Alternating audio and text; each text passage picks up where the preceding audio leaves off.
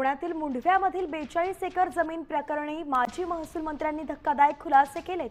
या जमिनीची फाईल माझ्याकडे 2-3 वेळा आली होती, मात्र योग्य निर्णय घेतला असं माजी महसूल मंत्री बाळासाहेब थोरात म्हणाले। तर जमिनीची फाईल क्लिअर करण्यासाठी काही बिल्डरांनी फोनवरून संपर्क साधला होता, अशी ही माहिती माजी महसूल मंत्री एकनाथ खडसे यांनी दिली आहे।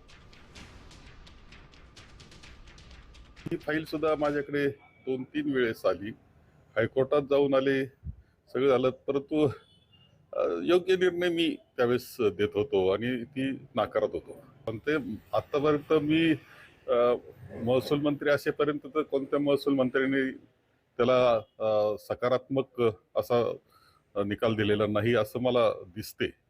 नंतर काय झालं हे समजून येत नाही। असं कसं होऊ शकतं की एवढी मोठी जागा, महत्वाची जागा आणि अशी ती दिली जाते, हे अत्यंत आश्चर्यकारक गोष्टी आहेत। माझ्याकडे ज्यावेळेस फाईल आली त्यावेळेस या ठिकाणी तेजवानी वगैरे यांनी माझ्याशी संपर्क साधला होता।